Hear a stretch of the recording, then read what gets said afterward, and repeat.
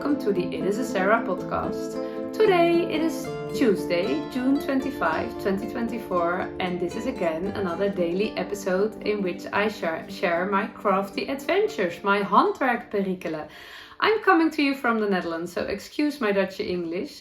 I love to knit, I love to crochet, I love to sew today, and I love to talk, so that's the perfect combination for making these episodes. Let me start with what I'm wearing. It's quite warm in the Netherlands. I think we are quite close to the 30 degrees and that's quite warm for our country.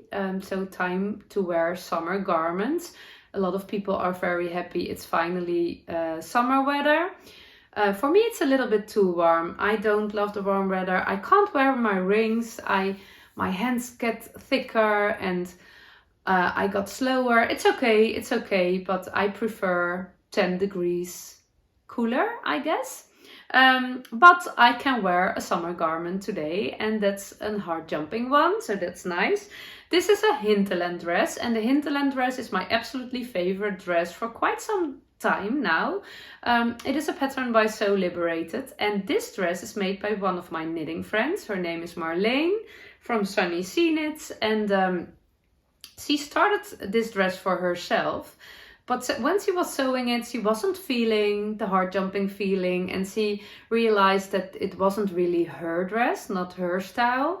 So she asked me, maybe it's for you. So I did a quick fit on a very dark and moody grey day in March, and I thought the dress was black, and I thought a black Hinterland dress in my wardrobe is always a good idea. So I was very happy that she gifted it to me.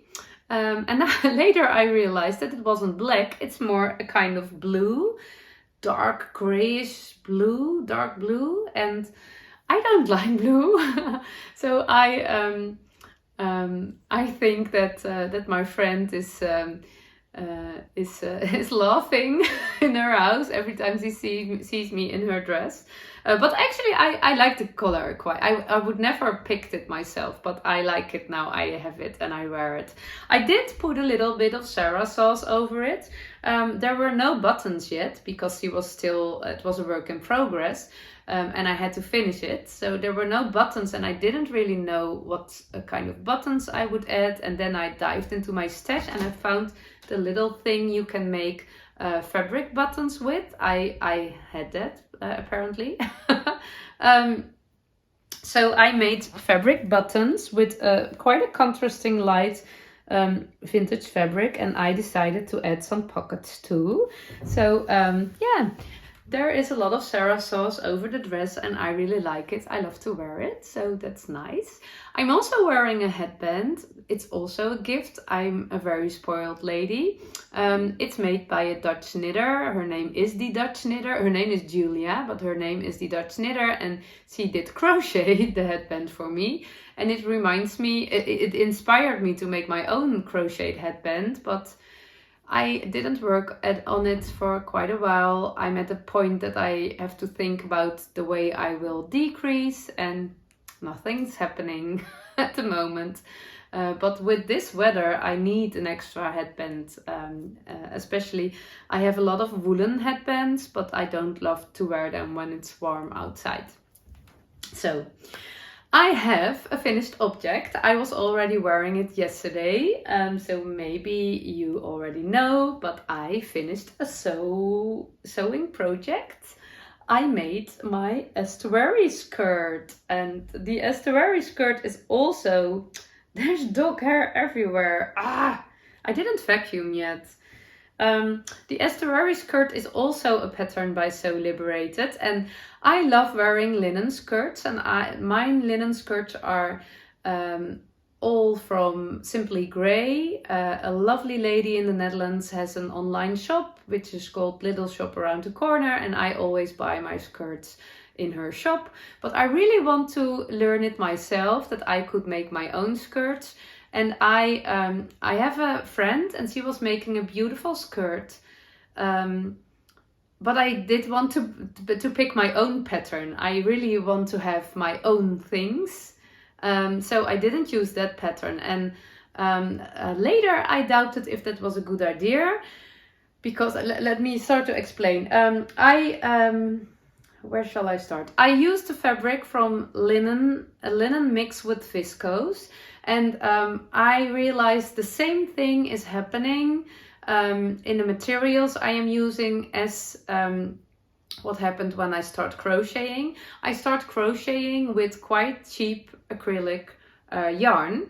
And I noticed that I am doing that with my fabric choosing also. I prefer to choose cheap fabric to practice. And it's a bit...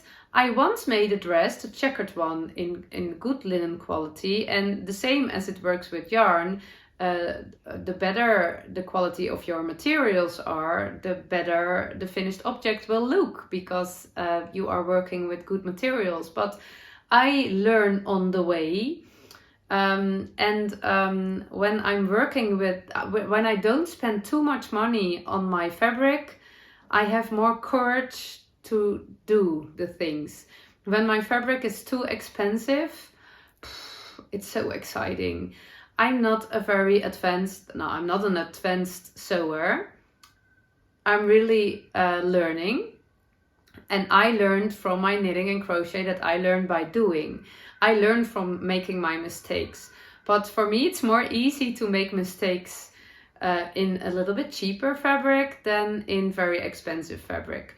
So when when I would have bought expensive fabric, I won't sew. It just, the fabric was laying there, and I would think of my skirt all the time. So I have no idea. The fabric's looking very good, but I have no idea if it will last long. And I also realized that I am now at a point that I have enough courage to invest in some better quality next time. Once I want to make a skirt or a dress from the Merch and Mills, but that's insane expensive. I don't know how it is. I have to practice more before I have the faith in myself to use that fabric. But this is where it's really nice fabric. It's really because of the viscose in it, it's really flowing and drapey, not as steady and as 100% linen is. Also not as crinkly. I love the look of linen, and I will definitely make my next one in 100% linen. But this was very good for this skirt. I did cut my fabric quite messy, and that caused some problems on the way, because when you are not a straight cutter, then you can also not sew straight. And I know you can also we say knippen and snijden, but in English cut and cut is the same, I guess. You can cut your fabric with a scissor, or you can cut your fabric with a special knife. I think. Knippen. What's the word for knippen? Yeah, it's the same. Cut and cut. So I did cut my fabric, and maybe it's better to cut it. That's so confusing. And I have my knitting friend who's living around the corner, who made my two most favorite Hinterland dresses. I think she already suggested that I could cut at her place. So maybe I must do that. I don't want to buy all the stuff before I'm quite sure that it really works better than cutting. This is so... How do you know the difference? Oh, do you cut or do you cut? Okay, so there are some messy needs every now and then, and it's not straight at all, but it's okay. I had a problem with the size. You measure your waist, the width of your waist and the width of your hips. And for my waist, I needed size 8, and for my hips, I needed a lower size. So I thought, okay, the waist is more important, so we pick size 8. But when I did cut my fabric, I was pairing it with my simply grey linen dress, and there was a lot of difference. It's not appearing, it's comparing, I think. There was a lot of difference, 30 centimeters, that's a lot. And I already thought my simply grey skirt was wide enough. I didn't need 30 extra centimeters. And of course, the estuary, the name is, the shape is in the name. I didn't realize. And the skirt of my friend, it was straight. So maybe it was better. It would have been better if I chose the same pattern. But I thought, let me make it anyway, and we shall see. So what I did, it was my plan to make the white a little less, but the upper part was not was actually quite good. The difference with the upper part was not. It was only the bottom which was really much wider than the other one. So I was a bit afraid to cut away too much fabric. So in the end, I decided to just cut the size 0 wide. So that's the smallest size. And still use my size 8 waistband. I'm very happy with the white of the fabric. It's absolutely perfect. It's not too wide at the bottom. My size 8 waistband was too wide. There was a moment when you had to do the check with the elastic and all, if it was the right check, because you could adjust it after the check, but later not. And I did the check and I thought, okay, this is nice, this is good, the size is good. And when my skirt was finished, it wasn't good at all. It was way too wide. So that was a little bit annoying. No, not a little bit. That was very annoying. And I was really a little bit sad because I loved the look of the skirt, but it was too wide. And I was already thinking, okay, is there someone I can make happy with this skirt, because I won't wear it. And then I realized, can I make a modification that I can wear it? I couldn't adjust the elastic wide because you do all the sewing and that would be way too much work. But then I just fold the waistband double at 2 points. Those points, here it is double and there it is 2. And I sewed it together.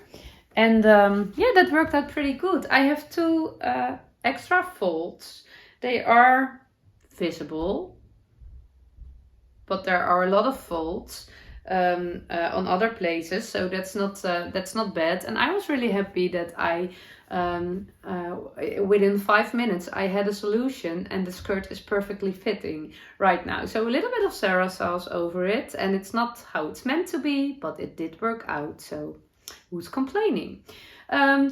I did a faux button band, and I love a faux button band. I really love the look of buttons in front of my skirts and also my hinterland. Maybe I will do a faux button band on the hinterland too.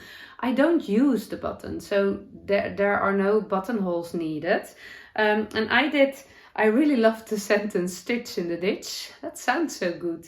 I stitched in the ditch, and this way I didn't. So it's looking, yeah, nice and natural, as if it's a real button band. And there are no buttonholes. I just sewn my buttons through all the layers of fabric.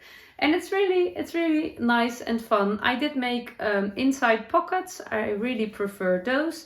There was also an option for those pockets, I think with a specific shape, but I really prefer those pockets. And yeah, it's really a lovely skirt. I love to wear it yesterday. I only had happy thoughts wearing it. So really nice. I definitely will make another one from linen. And then I think I will go down for the waistband.